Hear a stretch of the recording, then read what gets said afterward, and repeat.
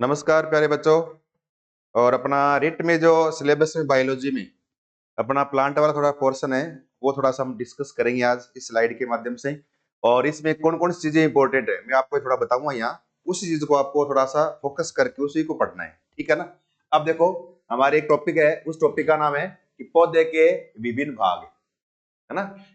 Various parts of plant, पौधे के विभिन्न भाग। और विभिन्न भाग में देखो, पहले सबसे पहले दो तीन बातें याद रखनी है। एक तो ये कि बायोलॉजी किसको बोलते हैं, जीव विज्ञान किसको बोलते हैं। जीव विज्ञान के अंदर क्या दो चीजें आती है। जीव मतलब एक तो जंतु आएंगे और एक आएंगे पेड़ पौधे, यानी विज्ञान की वह शाखा जिसमें वनस्पति और जंतुओं के बारे में अध्ययन किया जाता है, उसको क्या बोलते हैं, बायोलॉजी, यानी जीव विज्ञान कहते हैं। यानी विज्ञान की यह शाखा है जिसके अंतर्गत क्या है, वनस्पति और जंतु आदि के शरीर की संरचना, उनका वर्गीकरण, उनके आसपास के पर्यावरण का उस पर विस्तार से अध्ययन किया जाता है। जीव, इसको बोलते हैं जीव विज्ञान, ठीक है ना। तो यानी वनस्पति का और जंतुओं के शरीर की, उनका वर्गीकरण, उसके आसपास के पर्यावरण का, उनके ऊपर पड़ने वाला प्रभाव, सब कुछ अध्ययन करें, उसको बोलते हैं बायोलॉजी या जीव विज्ञान। अब देखो, जीव विज्ञान शब्द का है ना सर्वप्रथम प्रयोग, ये अब ये पॉइंट याद रखना है। जीव विज्ञान शब्द का सबसे पहले प्रयोग किसने किया, लेमार्क व ट्रेविरेनस। ये याद रखना, आपको ट्रेविस याद कर लेना चाहिए, ट्रेविस से याद हो जाएगा। लेमार्क और ट्रेविस ने 1801 में सबसे पहले क्या है, जीव विज्ञान शब्द का उपयोग किया था। सर देखना, आवाज आ रही थी, जीव विज्ञान शब्द का उपयोग किया था ये, ठीक है ना। दूसरा देखो, परंतु जीव विज्ञान को एक अलग शाखा के रूप में मुख्यतः अरस्तु ने, यानी बायोलॉजी को एक अलग ब्रांच के रूप में स्थापित करने का काम किसने किया है, अरस्तु ने किया है। इसीलिए है ना, अरस्तु को क्या है, बायोलॉजी या जीव विज्ञान का क्या मानते हैं, इसको जनक माना जाता है। इसलिए अरस्तु को फादर ऑफ बायोलॉजी बोलते हैं। और इसका बायोलॉजी शब्द का सबसे पहले उपयोग किसने किया, लेमार्क और ट्रेविस ने। और इसको अलग शाखा के रूप में किसने किया, अरस्तु ने, इसलिए इसको फादर ऑफ बायोलॉजी बोलते हैं। अब देखो, थियोफ्रेट्स वनस्पति विज्ञान है ना। अब अगर आज जंतु विज्ञान का जनक अरस्तु, जीव विज्ञान का जनक अरस्तु, जीव विज्ञान शब्द का उपयोग लेमार्क व ट्रेविस, जीव विज्ञान को अलग शाखा के रूप में बांटने का काम अरस्तु, वनस्पति विज्ञान का जनक थियोफ्रेटस। क्या नाम है, थियोफ्रेटस। ये वनस्पति विज्ञान का जनक है, जिन्हें वनस्पति विज्ञान का पिता कहा जाता है। और उन्होंने अपनी एक किताब है, देखो इस किताब का नाम याद रखना है, थियोफ्रेटस की किताब का नाम क्या है, हिस्टोरिया प्लेंटेनम। क्या नाम है, हिस्टोरिया ये प्लांटेरम। ये हिस्टोरिया ने हिस्ट्री किसकी, प्लांटेरम प्लांट की। हिस्टोरिया प्लांटेरम प्लांट के लिए थियोफ्रेट्स की किताब का नाम है। और इस किताब में उसने लगभग 550 से भी ज्यादा किस्मों के पौधों का इसमें क्या किया है, वर्णन किया है। और इसी प्रकार से ये काम किसने किया, फिर अरस्तु ने भी किया। अरस्तु ने किसने किया, जंतु विज्ञान का जनक कहते हैं इसको, जंतु विज्ञान पे काम किया। और इसकी किताब का नाम क्या है, हिस्टोरिया, या तो प्लांटेरम प्लांट के लिए, जंतु के लिए एनिमेलियम, तो इसको बोलते हैं हिस्टोरिया एनिमेलियम। यानी हिस्टोरिया एनिमेलियम एक बुक का नाम है, किसकी है ये, अरस्तु की है, जिसने इसमें जंतुओं का वर्णन किया है। किसका किया है, इसमें जंतुओं का वर्णन किया है। इसके बाद देखो फिर अपना अगला पॉइंट,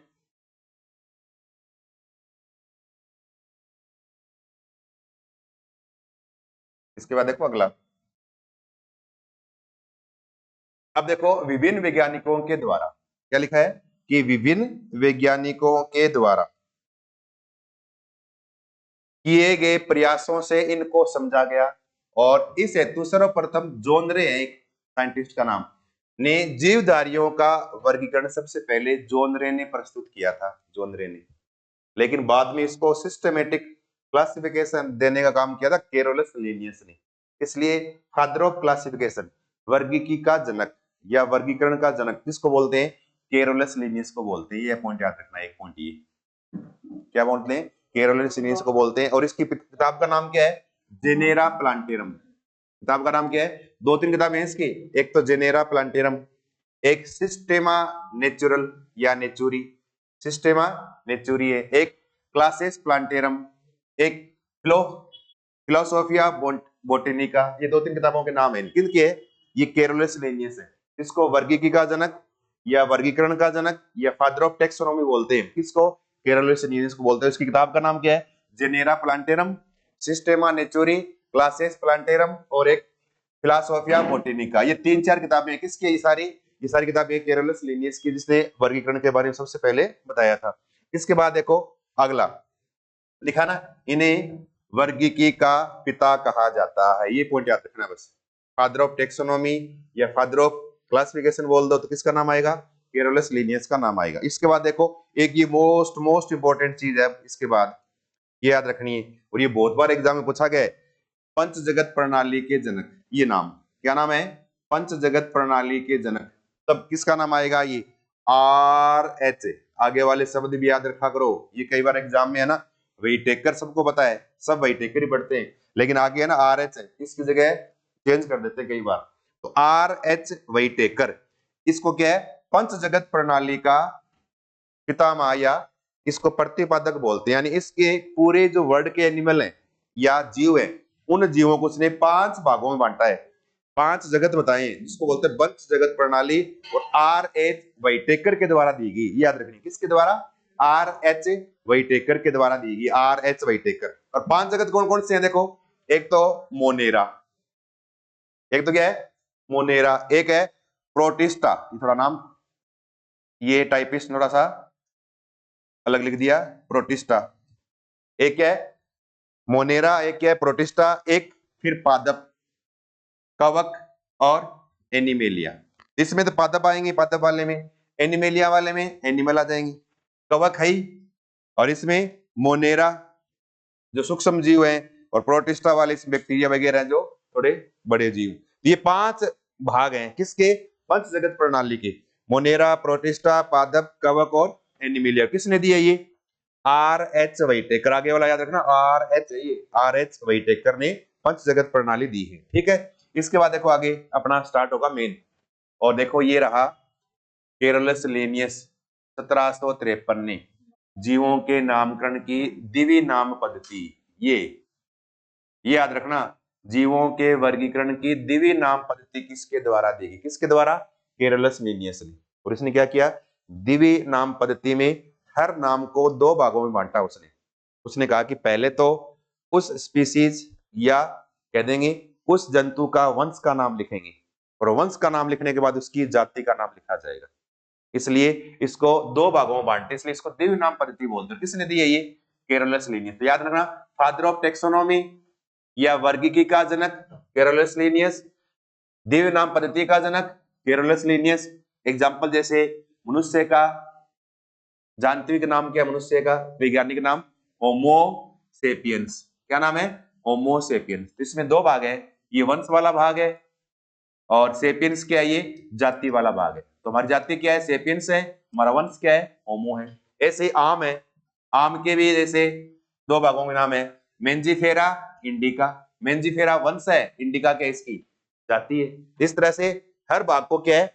हर नाम को 2 भागों में बांट के उसने वर्गीकरण किया। इसको बोलते हैं दिव्य नाम पद्धति। किसके द्वारा दी गई है? केरोलस लिनियस के द्वारा दी गई है। ये तो शुरू का थोड़ा सा हमने बायोलॉजी है ना, जहाँ प्लांट वगैरह के बारे में पढ़ेंगे, तो उसके अंदर थोड़ा सा हमारा ये पोर्ट या ये पार्ट थोड़ा सा पोर्शन आ रहा है। ठीक है, इसके बाद देखो हमारा मेन पॉइंट है ये पौधे के विभिन्न भाग। क्या है ये? पौधे के विभिन्न भाग यानी डिफरेंट पार्ट ऑफ प्लांट। ये हमें मेन याद रखना है। और विभिन्न भागों में देखो, एक तो पौधे के भाग में मूल यानी उसकी जड़ के बारे में थोड़ा पढ़ना है, एक स्तंभ यानी तना है, तने के बारे में पढ़ना है, फिर एक आगे पत्ती के बारे में, पत्ती वाला भाग पढ़ेगी, और थोड़ा सा फिर क्या है, पत्ती के अलावा पुष्प वाला भाग पढ़ेंगे। और पुष्प वाला पढ़ेंगे ना, तो वहां पर क्या है, फिर हमें उसके अंदर नर जननांग वाला भाग और मादा वाला, पुष्प की संरचना वगैरह पढ़ेंगे, द्विलिंगी कौन से हैं, एक लिंगी कौन से, उनके बारे में। और जहां तने है ना या मूल है, पत्तियां, इनमें तो जड़ है, जड़ क्या है, उसकी स्ट्रक्चर कैसी होती है, उसमें कौन कौन से भाग होते हैं, फिर जड़ का अलग अलग रूपांतरण कैसा होता है, एग्जाम में रूपांतरण के बारे में पूछते हैं, कौन सी जड़ किस रूप में रूपांतरित होकर क्या काम करती है। और फिर एक तना है, तने के रूपांतरण कौन से हैं, कई बार पूछ लेते, अदरक पादप का कौन सा भाग है, तना है, जड़ है, ऐसे मूली पादप का कौन सा भाग है, गाजर पादप का कौन सा भाग है। इस तरह जड़ वाला भाग कौन सा है, पादप का, तने वाला भाग कौन सा है, पत्ती है, ब्रायोफिलम में क्या है, पत्ती है, वो यानी कायिक अंग के रूप में काम करती है, उस पत्ती से जनन होता है, पत्ती जड़ें निकलती है, वहां पर ये चीजें अलग अलग है। पौधे के विभिन्न भाग कौन से हैं, उन भागों के बारे में पढ़ेंगे। देखो पहले सबसे पहले पहला अपना पार्ट क्या है, मूल। मूल मतलब जड़।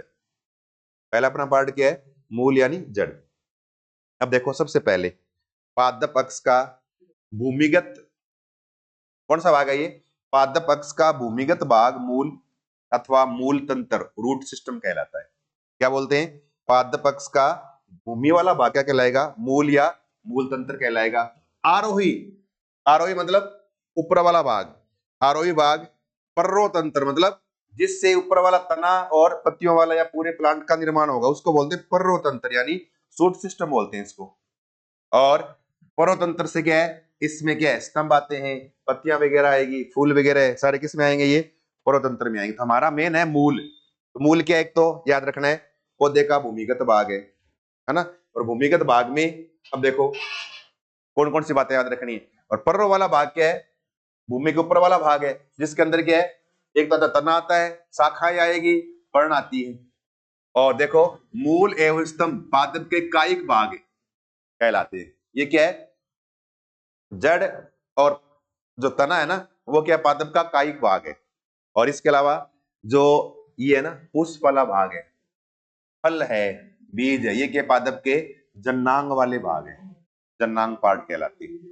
तो ये तीन, ये मूल वाले में हमें याद रखना है पादप का भूमिगत भाग, पर्रो वाला भाग है वो पादप का ऊपर वाला भाग जिसके अंदर क्या आएंगे, स्तंभ आएगा, पत्तियां आएगी, फूल आएंगे, है ना, ये सारे इसके अंदर आएंगे।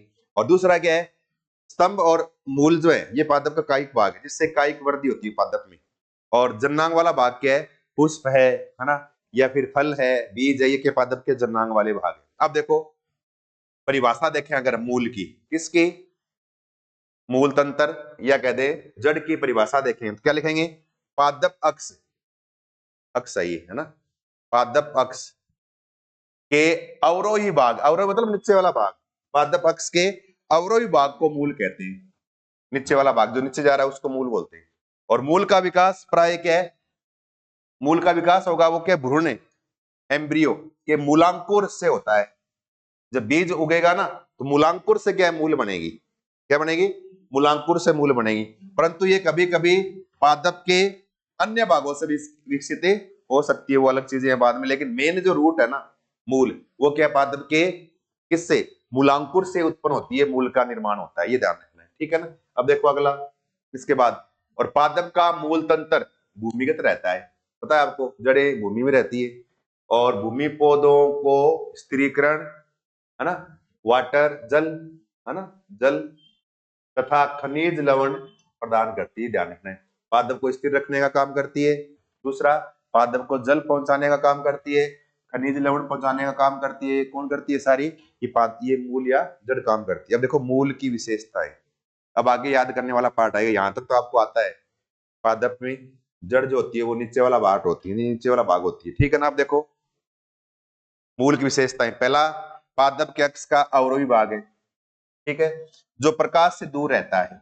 इसका मतलब प्रकाश से दूर गति हो ना, प्रकाश है उससे विपरीत गति हो उसको बोलते हैं, क्या बोलेंगे, ऋण यानी नेगेटिव, ऋण प्रकाशानुवर्ती, याद रखना। ये मूल की गति क्या होती है, ऋण प्रकाशानुवर्ती, यानी प्रकाश के उल्टी दिशा में, यानी प्रकाश से दूर जाएगा ये, यानी मूल वाला भाग। तथा भूमि की ओर, अर्थात अब भूमि की तरफ जाएगा तो गुरुत्वाकर्षण है ना उसकी तरफ जा रहा है, क्या बोलेंगे, धन गुरुत्वानुवर्ती, ये नाम याद रखना है।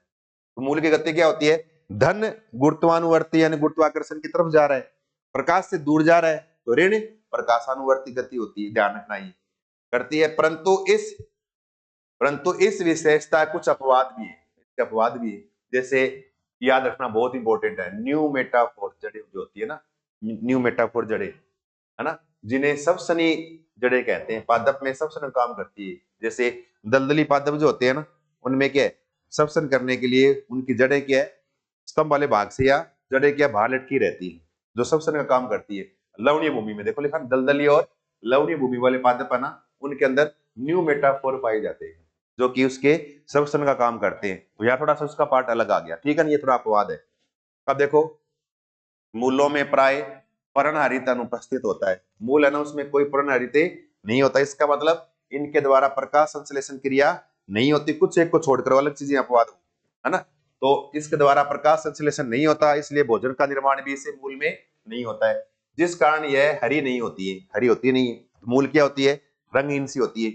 और फिर क्या है? मूल पर पर्व, है ना, पर्व संधियां व कलिकाएं अनुपस्थित रहती है। मूल है ना, इसके ऊपर पर्व नहीं होते और पर्व संधियां नहीं होती। पर्व मतलब जैसे तने में होते हैं, ये तने में देखे ऐसे इस तरह से बीच बीच में क्या यूं सिलाई ने से यूं पार्ट भाग होते हैं, इनको बोलते हैं इसकी पर्व संधियां। और ये पार्ट कहलाएगा इसका पर्व पूरा। इस प्रकार से मूल में नहीं होता, जड़ में। जड़ में क्या है? सीधी लंबी रहती है, इनके बीच में कोई डिवाइडेशन नहीं होता इसके ऊपर।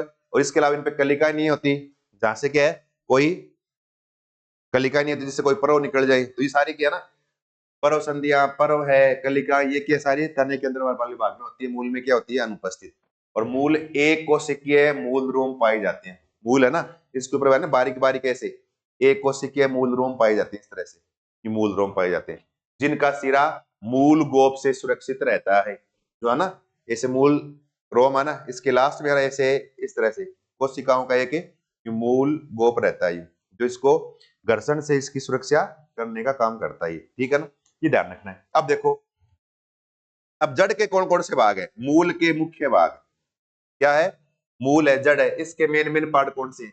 एक तो नीचे वाला है, सबसे पहले नीचे मूल गोप, जिसके अंदर मेन मूल रहती है यूं, ताकि वो भूमि के अंदर जब गति करे ना, वृद्धि हो, तब घर्षण से वो खराब नहीं हो, तो उसकी सुरक्षा करने का काम करता है मूल गोप।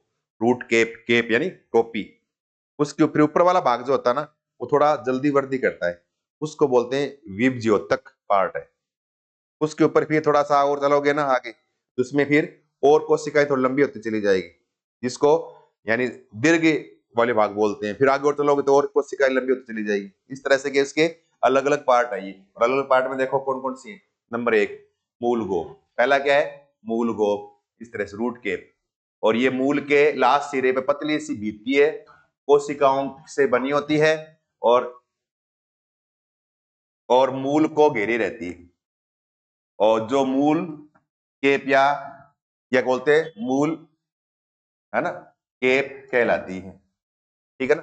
और इसके अंदर देखो, एक तो मूल गोप ये हो गया, मूल केप हो गया, ठीक है ना। इसमें एक तो क्या हो गया? ये मूल केप हो गया ये, ठीक है ना, मूल। और दूसरा क्या है? सेकंड पार्ट इसका वो कौन सा है? विभज्योतिकी क्षेत्र, है ना। और इसमें क्या होता है? ये भाग मूल गोप के ठीक है ऊपर होता है, रूट केप पे थोड़ा सा ऊपर। और ये पतली भित्ति कोशिकाओं का, मर्दयोतक कोशिकाओं का बना होता है, जो निरंतर वृद्धि करता रहता है। और दूसरा एक तीसरा क्या है? तीसरा पार्ट वो क्या है? दीर्घ कर्ण क्षेत्र। दीर्घ कर्ण क्षेत्र यानी रीजन ऑफ इलोंगेशन। दीर्घ कर्ण क्षेत्र, थोड़ा सा और दीर्घ हो जाएंगे कोशिकाएं। और इस क्षेत्र में विभज्योतिकी कोशिकाओं क्षेत्र में ठीक ऊपर होता है ये। और इस क्षेत्र की कोशिकाएं शीघ्र शीघ्र लंबाई की में क्या करती है? वृद्धि, जिससे मूल की लंबाई में क्या होती है? वृद्धि होती है। और फिर तीसरा है, चौथा ये परिपक्वन क्षेत्र। चौथा कौन सा है? परिपक्वन क्षेत्र। और ये दीर्घाकर्ण क्षेत्र के क्या है? ऊपर की तरफ होता है परिपक्वन क्षेत्र। और इस क्षेत्र में बहुत सारी एक कोशिकीय मूल रोम पाई जाती है। याद रखना, ये पॉइंट याद रखना है। मूल रोम जो होते हैं मूल के ऊपर, वो उस मूल की संरचना में कौन से भाग में पाए जाते हैं? परिपक्वन क्षेत्र। किसमें? परिपक्वन क्षेत्र में क्या है? मूल रोम में पाए जाते हैं। ध्यान रखना ये, ठीक है ना। और मूल रोम पादप के महत्वपूर्ण अंग होते हैं मूल रोम, ठीक है, जो कि पादप के अंदर क्या है? जल है ना, खनिज लवण है, उनके अवशोषण में सहायक होते हैं।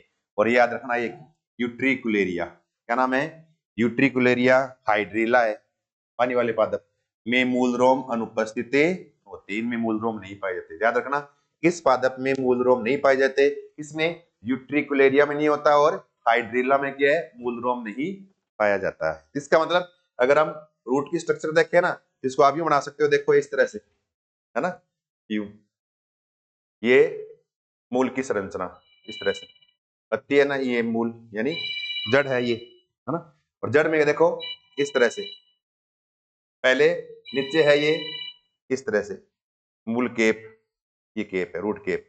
ये तो है रूट केप वाला पार्ट है। क्या है? ये रूट केप है, ठीक है। ये तो है रूट केप, जो आगे जब चलेगी ना जड़, तो उसको घर्षण से बचाएगा रूट केप। फिर इसके इस रूट केप के ऊपर वाला जो पार्ट है ना, ये वाला पार्ट, इस ये तो है ही, इसके ऊपर वाला पार्ट ये विभ ज्योति की कोशिकाओं का बना होता है, ये इस तरह से, ठीक है ना। इसको बोलते हैं विभ ज्योतक, विभ ज्योतिकी भाग है ये, तो निरंतर वृद्धि करता है। इसके ऊपर है ना कोशिकाएं थोड़ी लंबी हो जाती है इस तरह से, इस तरह से, जो रूट की लंबाई में वृद्धि करने के लिए उत्तरदायी, इसको बोलते हैं दीर्घीकरण क्षेत्र, दीर्घीकरण क्षेत्र है ये, ठीक है। फिर इसके ऊपर है ना यहाँ जो रूट को स्थायी बनाने का काम करती है, रूट को परिपक्व बनाने का काम करती है, ये परिपक्वन क्षेत्र है, परिपक्वन क्षेत्र, इस तरह से रूट की संरचना में याद रखना। और इस क्षेत्र में क्या है, इस तरह से मूलांकुर पाए जाते हैं, ठीक है ना। इस क्षेत्र में क्या है, मूलांकुर पाए जाएंगे इस तरह से ही, इस क्षेत्र में मूलांकुर है ये, एक कोशिका मूलांकर, मूलांकुर जो है ना ये प्रकाश, ये खनिज लवण का और जल के अवशोषण का काम करेंगे। तो मूल में देखो रूट कैप है, वियोजकी भाग है, दीर्घीकरण क्षेत्र है, परिपक्वन क्षेत्र है, इस तरह से रूट की संरचना में अलग अलग पार्ट है। और ये याद रखना, ये मूल की सुरक्षा करने का काम करता है, ये मूल है इनकी कोशिकाओं वृद्धि का काम करता है, ये लंबाई में वृद्धि में या लंबाई बढ़ाने का काम करता है। तो परिपक्वन क्षेत्र है, ये रूट को परिपक्व करता है और इसके अंदर कौन से होते हैं, मूलांकुर पाए जाते हैं। क्या इसमें मूलांकुर वाला भाग तो इसमें मूलांकुर है जो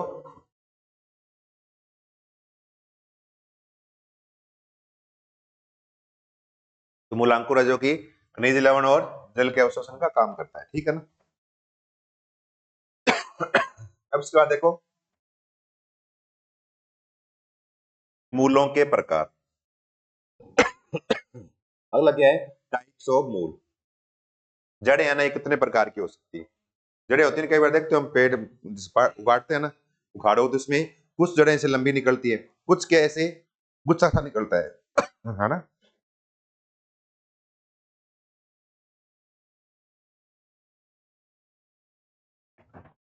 तो मूल दो प्रकार की है देखो, एक को बोलते हैं प्राथमिक जड़, ये प्राथमिक मूल, और एक को बोलते हैं अपस्थानिक मूल।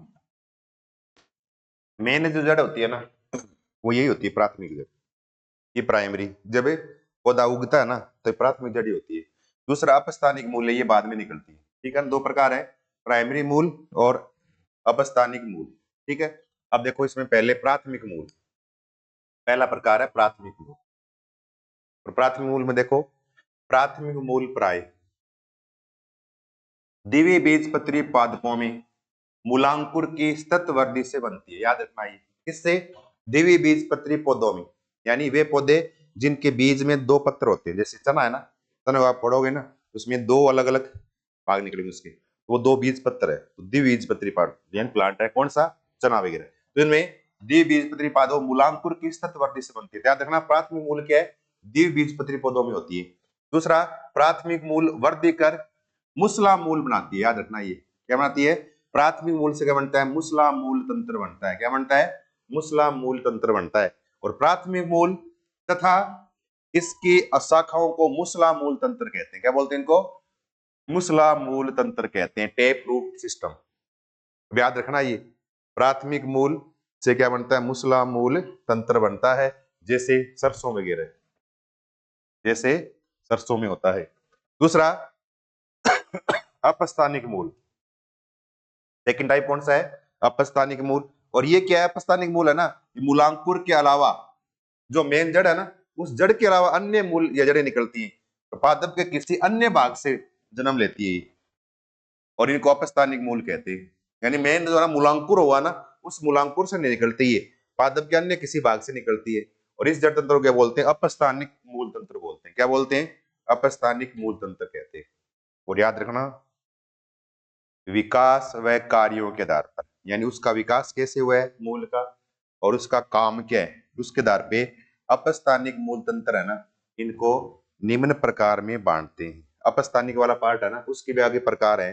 अब याद रखना ये एग्जाम में पूछते हैं, रेशेदार मूल किसमें पाई जाती है, बिल्कुल रेशे, बिल्कुल पतली पतली रेशे की तरह रहेगी, किसमें होती है, गेहूं के अंदर और बाजरे में। कौन सी होती है, रेशेदार मूल तंत्र पाया जाता है, कौन सा, अपस्थानिक वाला, किसमें, गेहूं और बाजरे के अंदर पाया जाएगा। एक तो ये, ठीक है ना। दूसरा इसका अपस्थानिक का दूसरा प्रकार बी लिख दो इसको मैं, वो है पर्णमूल। कुछ जड़ें है ना वो पर्ण की तरह होती है, यानी पत्ती की तरह, यह मूल सीधे ही पर्ण में विकसित हो जाती है।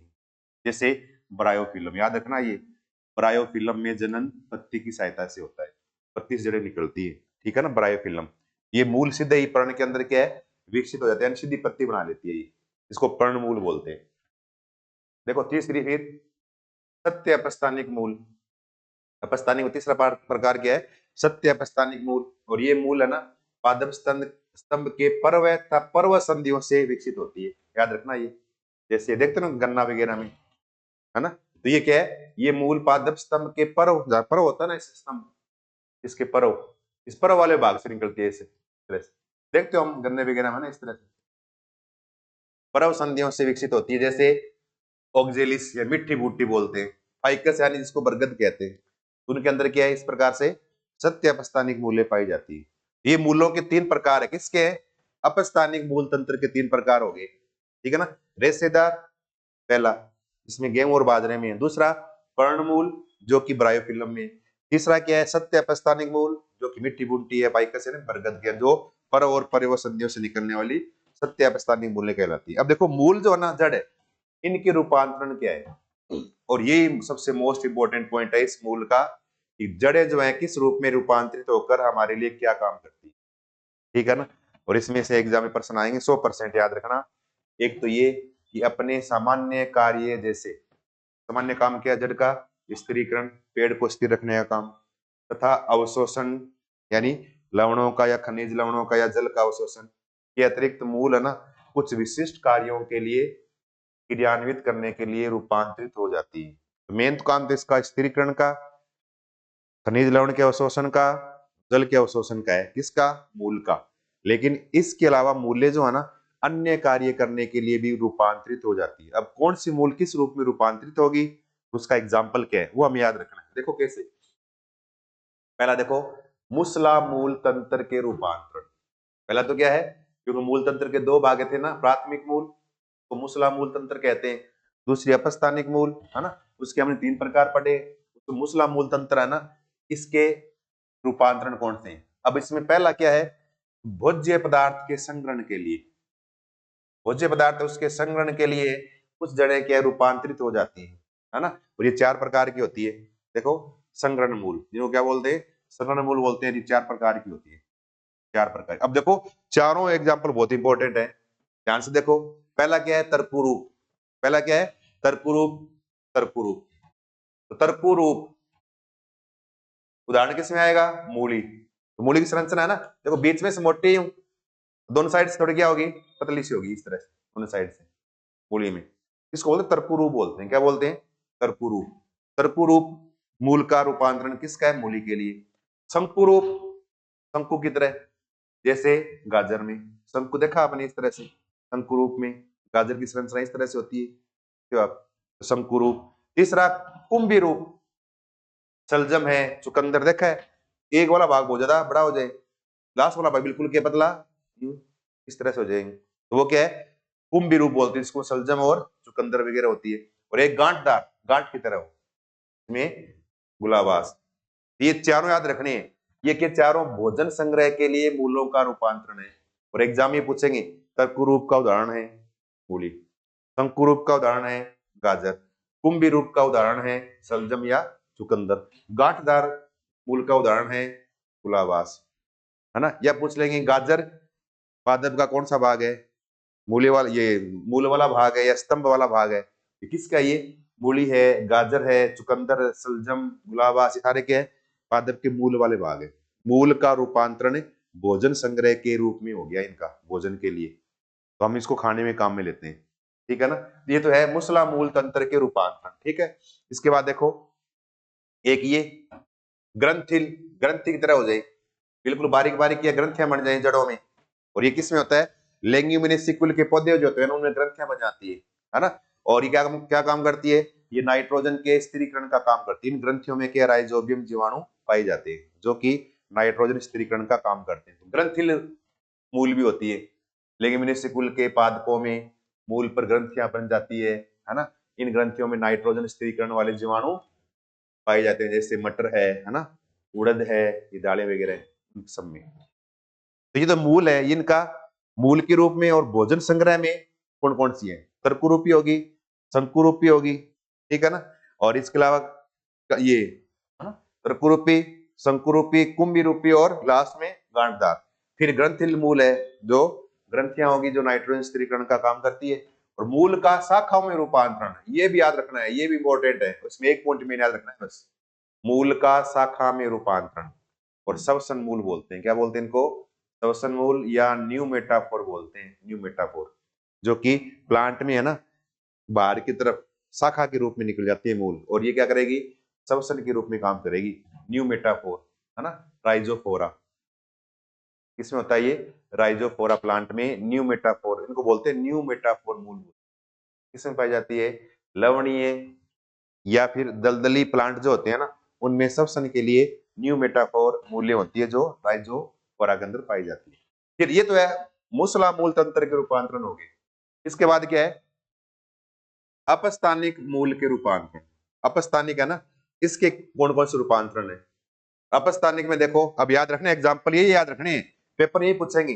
कंदीय मूल का उदाहरण शकरकंद, खाते हैं ना, शकरकंदी खाते हैं हम, तो शकरकंद किसका है? कंदीय मूल का उदाहरण है। एक ये बहुत ही इंपॉर्टेंट है, पुलिकित मूल। क्या है? पुलकित मूल, डहेलिया, सतावर, इनके अंदर पुलकित मूल। और एक ग्रंथिल मूल, जैसे कुरकुमा अमांडा के अंदर ये ग्रंथिल मूल पाई जाती है। ये अपस्थानिक मूलों का क्या है? रूपांतरण है, ठीक है।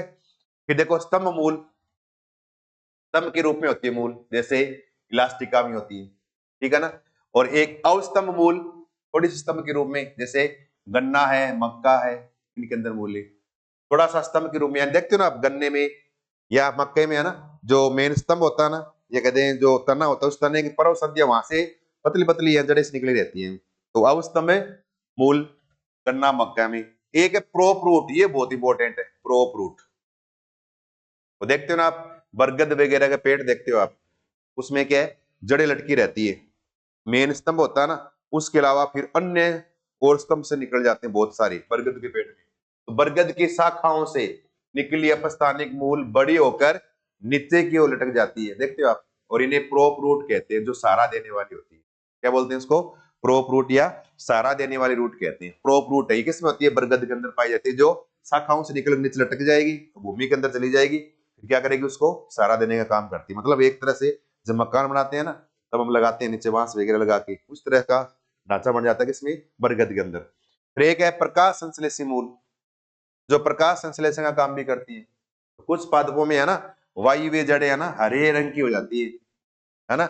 और ये सूर्य के प्रकाश का क्या करती है? अवशोषण करके प्रकाश संश्लेषण का काम करती है और कार्बोहाइड्रेट बनाती है, जैसे प्रोपा, सिंगाड़ा बोलते हैं ना, सिंगाड़े के अंदर इस प्रकार की प्रकाश संश्लेषी मूल होती है ना। ये टीनोस्पोरा है, टीनोस्पोरा, इसके अंदर भी क्या है? प्रकाश संश्लेषी मूल होती है, ठीक है ना। उसके बाद देखो एक परजीवी मूल, परजीवी मूल क्या करेगी? मूल जड़ किसी है ना तने या किसी पादप के भाग के अंदर घुसकर और उसके अंदर वाले भाग से क्या फिर क्या करेगी? यानी मेन खाने का काम करेगी उसको, यानी उसमें से क्या पोषण प्राप्त करेगी, उसको बोलते हैं परजीवी मूल।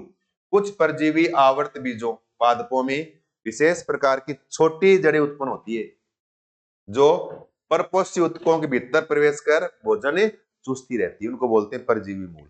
तो देखो याद रखना है कौन सा? एक तो अवस्तंभ मूल मक्का गन्ने में।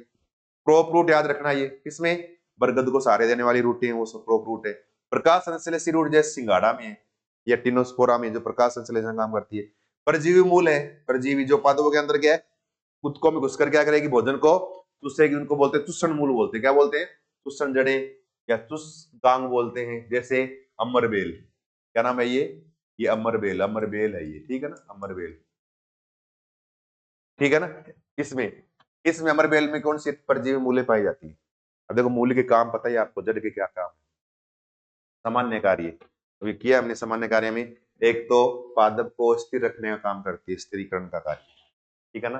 दूसरा खनिज लवण और जल के अवशोषण का काम करती है। तीसरा खनिज लवण और जल है, उनको पादप के ऊपरी वाले भाग में सवन का काम भी करती है, ऊपर भेजने का कार्य भी करती है, ठीक है ना।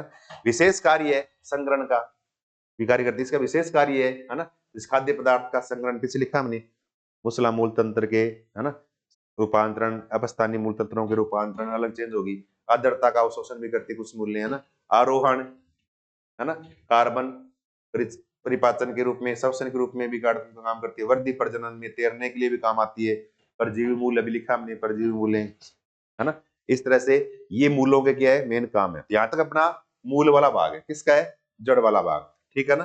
देखो थोड़ा सा एक बार और इसको थोड़ा सा देख लें, देखो इस तरह से, ठीक है ना। अब देखो शुरू में हमने तो लिखा है कि किस तरह से है ना बायोलॉजी वगैरह के बारे में कौन है, तो सारा इसमें लिखा है ना, किरोलिस लिनियस है जिसको टेक्सोनोमी का फादर बोलते हैं। फिर मूल यहाँ से स्टार्ट हुई, तो मूल क्या है, पौधे का नीचे वाला भाग है, प्रकाशानुवर्ती उसके नीचे जा रहा है, ऋण प्रकाशानुवर्ती, धन गुरुत्वानुवर्ती, गुरुत्वाकर्षण की तरफ चलता है, ठीक है। इसके बाद इसके अंदर परिभाषा लिखी है, उसके अंदर के एक रूट केप होती है, और मूल के कौन कौन से भाग होते हैं, विशेषताएं क्या होती है, क्या करती है, जल खनिज लवण का अवशोषण करती है। मूल की विशेषताओं में क्या करती है, अवरोही भाग है, ये नीचे वाला भाग है, ठीक है ना। प्रकाश से दूर ऋण प्रकाशानुवर्ती, धन है ना गुरुत्वानुवर्ती होती है, ध्यान दोनों बातें याद रखनी है। और कुछ मूल अपवाद भी जैसे न्यूमेटा फॉर्म है ना, उसमें क्या जड़ें श्वसन के रूप में काम करती है, लवणीय पादपों में याद रखना है। फिर क्या है, पर्णहरित एब्सेंट होता है, अभी लिखा हमने, पर्ण सिंगाड़ा में क्या है, पर्णहरित भी पाया जाता है, लेकिन सामान्यतः पर्णहरित अनुपस्थित होता है, हरी नहीं होती, पेपर और प्रवसंध्या नहीं होती है ना, कलिकाएं नहीं होती, ये सिर्फ तने वाले भाग पे होती है। एक कोशिका मूल गोप होता है इसमें। मूल के मुख्य भाग कौन कौन से, हमने इसका डायग्राम बनाया था। एक तो मूल गोप रूट केप होता है जो मूल को सुरक्षा करने का काम करता है। फिर एक विभज्योतिक क्षेत्र है जो विभाजित होता रहता है, मूल की लंबाई वृद्धि करता है। एक दीर्घीकरण क्षेत्र है, क्या काम करता है, ये मूल को लंबी करने का काम करता है, लंबी कोशिकाएं होती है इसमें, ठीक है ना। लास्ट चौथा कौन सा है, परिपक्व क्षेत्र है, क्या काम करेगा, इसके ऊपर मूल रोम पाए जाते हैं, परिपक्व क्षेत्र में याद रखना, ये हमें याद रखनी। फिर मूलों के प्रकार दो है, प्राथमिक मूल तंत्र या इसको मूसला मूल तंत्र बोलते हैं, दूसरा अपस्थानिक मूल तंत्र दिखाए। फिर हमने मूल की संरचना बनाई इस तरह से।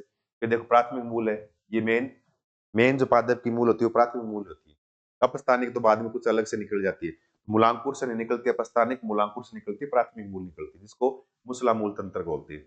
और अपस्थानिक वाले बोलते हैं अपस्थानिक मूल तंत्र बोलते हैं, ठीक है ना। और अपस्थानिक में अलग अलग होते हैं, रेशेदार कुछ मूलें होती है, जैसे गेहूं बाजरे में अपस्थानिक के प्रकार है, अपस्थानिक है ना, रेशेदार है, ठीक है ना। दूसरा पर्ण मूल है, पर्ण मूल के रूप में जैसे ब्रायोफिलम है।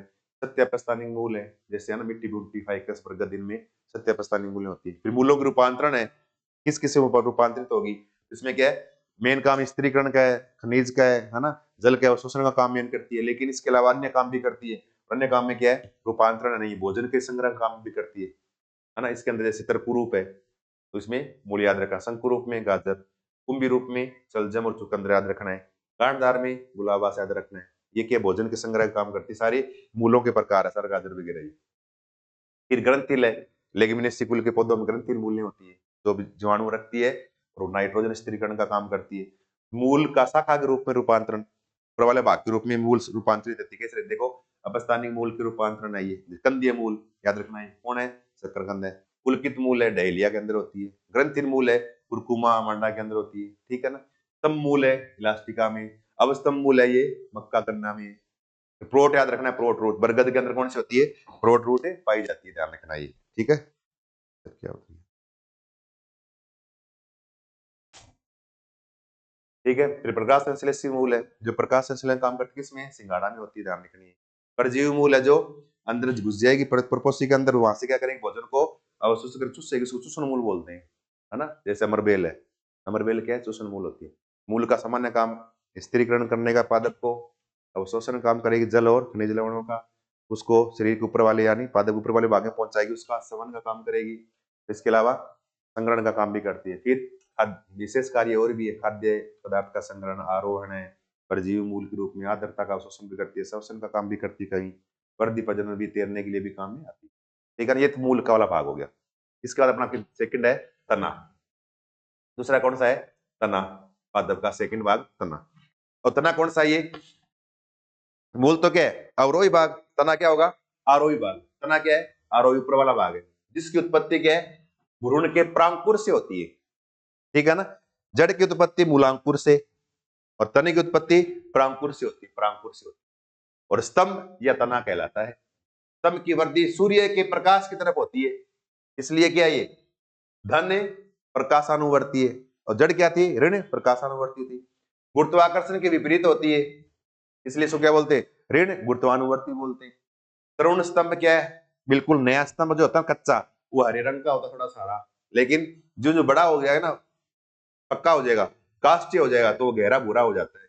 इस प्रकार इन पे पर्व संधियां गांठें होती है, पर्व पाए जाते हैं, कलिकाएं भी इनके ऊपर क्या है पाई जाती है। ठीक है ना, ये तो हमने पीछे पढ़ा, वो ये वापस आ गया।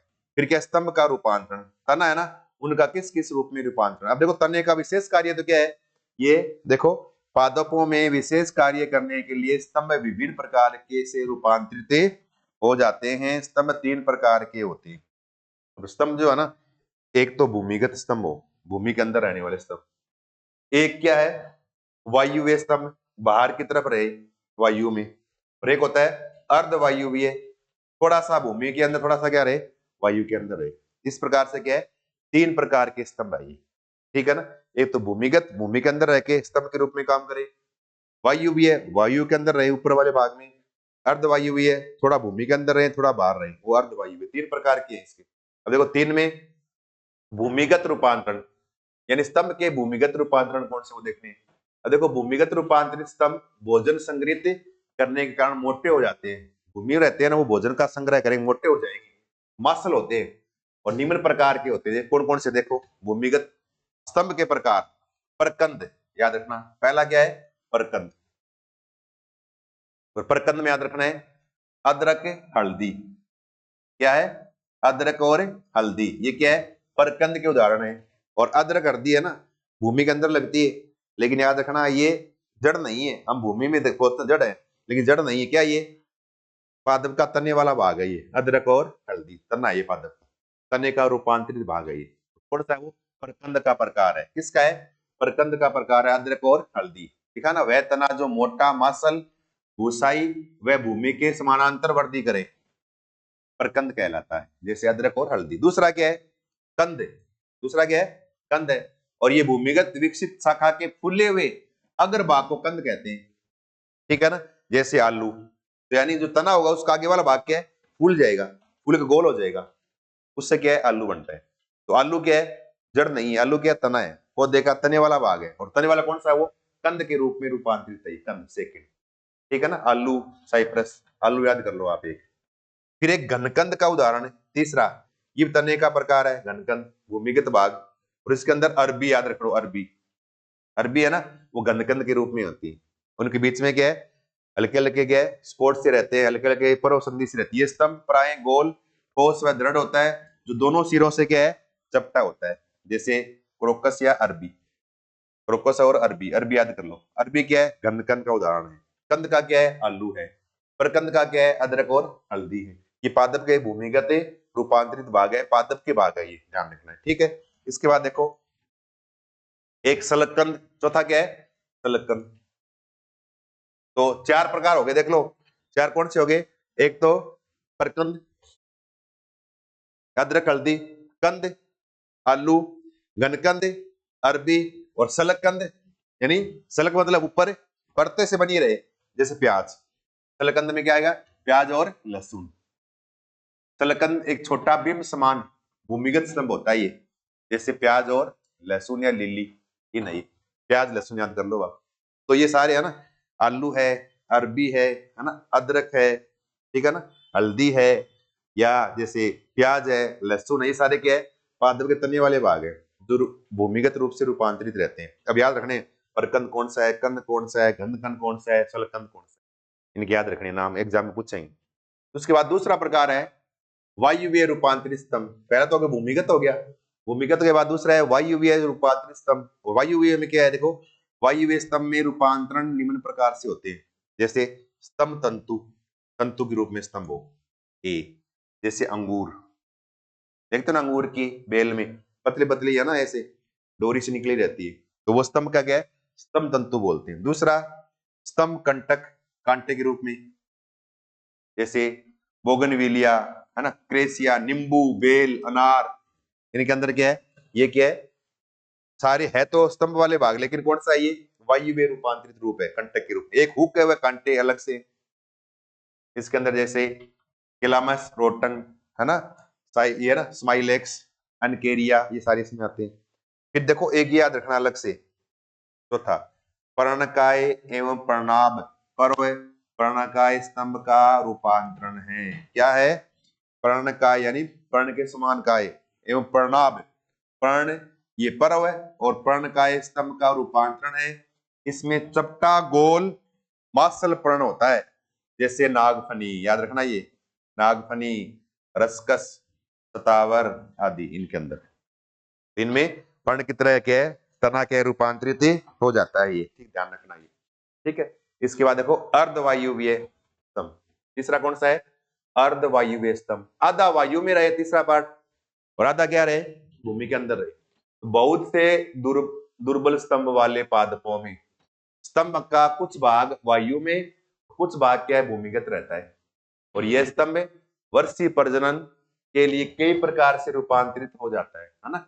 ये कई प्रकार से रूपांतरण होगा, जैसे खट्टी बूंटी, कंटेला एशियाटिका, दूब घास, स्ट्रॉबेरी, कचालू, पुदीना, गुलाब, गुलदाउदी, जलकुंभी, पिस्टिया आदि, ये क्या है?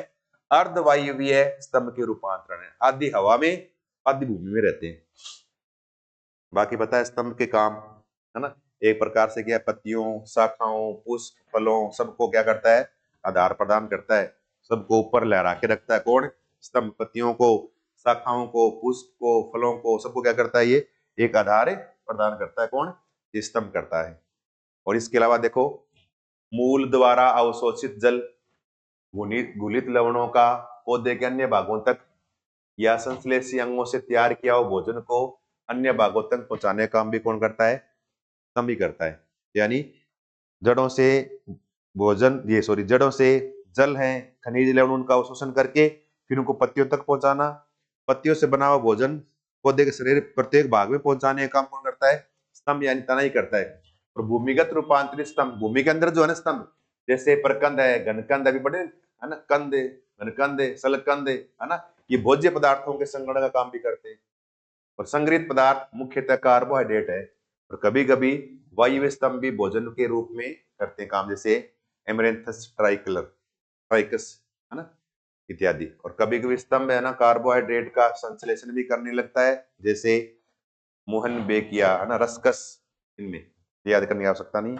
ये है हमारा क्या है, स्तंभ का मेन काम क्या है वो सारा इसमें। और इसके अलावा स्तंभ में अधिचर्म के नीचे कुछ उत्तक रूपांतरित होकर जल संग्रह का काम भी करने लगते हैं, जैसे, है ना, इकाइनोकोकेटस, कैक्टस है ये, है ना। और इसके अलावा स्तंभ पर कभी कभी कांटे भी पाए जाते हैं, जो पौधे की जानवरों से रक्षा करने का काम भी करते हैं, ठीक है ना। ये अपना क्या है, स्तंभ वाला पार्ट है यहाँ तक, ठीक है। अब देखो एक बार दोबारा हल्का से देख लो, स्तंभ है, आरोही भाग है, प्लांट को ऊपर की तरफ, प्रकाश की तरफ गति करने वाला, गुरुत्वाकर्षण के विपरीत गति करने वाला है। ये किसकी, इसका विकास किससे होता है? मूलांकुर से मूल का विकास, और किस प्रांकुर से क्या है, पर्रो ऊपर वाला भाग विकसित होगा, ठीक है ना। फिर स्तंभ है ना, इसके अलग अलग क्या है, रूपांतरण है। रूपांतरण में क्या है, स्तंभ के तीन है, भूमिगत रहे, एक अर्ध भूमिगत, आधा भूमि में आधा भाग, और तीसरा क्या रहे, वायुवीय रहे, वायु के अंदर रहे। भूमिगत रहेंगे ना, उनके अंदर प्रकंद, कंद, घनकंद और सलकंद, इन चारों के एग्जाम्पल याद रखने हैं। भूमिगत स्तंभ के एग्जाम्पल है। वायुव्य स्तंभ में स्तंभ तंतु, स्तंभ कंटक, हुक कांटे, ये, और पर्णकाय, है ना, ये सारे। और पर्णकाय में नागफन याद रखनी है, ठीक है, ये वायुव्य है। फिर उसके बाद अर्धवायुव्य है, उनके अंदर क्या, गुलाब है, खट्टी बूटी है, ठीक है ना, दूब घास है, स्ट्रॉबेरी, पुदीना है, जलकुंभी, ये क्या है, आधा भाग आधा अंदर रहता है स्तंभ, इसलिए बाहर और अंदर रहेंगे तो ये अर्धवायुव्य है। स्तंभ के काम है, ये अब लिखे हैं काम क्या है, ठीक है ना। भोजन संग्रह काम भी करते हैं कुछ, कभी कभी ये पूरे भागों में क्या, भोजन का संग्रह, सवन का काम भी करते हैं। खनिज लवण, जल जो जड़ों से आता है उसको ऊपर की भागों में पहुंचाने का काम भी कौन करता है, स्तंभ करता है। कार्बोहाइड्रेट संश्लेषण का काम भी कहीं कहीं करता है ये, ठीक है ना। स्तंभ को कांटे भी लगे रहते हैं जो जानवरों से रक्षा करने का काम करते हैं पौधों की, है ना। ये सारा अपना क्या है यहाँ तक। तो यहाँ तक अपना जो है ना, मेन दो पार्ट हो गए, प्लांट के दो पार्ट हो गए, कौन कौन से? एक तो गया प्लांट का मूल वाला जड़ वाला भाग, और एक हो गया इसका तने वाला भाग। अब इसमें बच्चा अपना पत्ती वाला बच्चा एक, तो पत्ती के साथ पढ़ेंगे फिर मूल के जन्नांग वाले भाग, पत्ती की संरचना, उसके बाद पुष्प, पुष्प की संरचना, नर जन्नांग कौन से, मादा कौन से, किस प्रकार से उनमें जनन होता है, ठीक है ना। उसके बाद फिर अपना प्लांट का पार्ट क्या हो जाएगा, पूरा हो जाएगा। ठीक है, तो आज तक इतना करो, उसके बाद कल अपन इसमें आगे वाला पार्ट करेंगे, पत्ती और पुष्प के बारे में। तब तक के लिए धन्यवाद।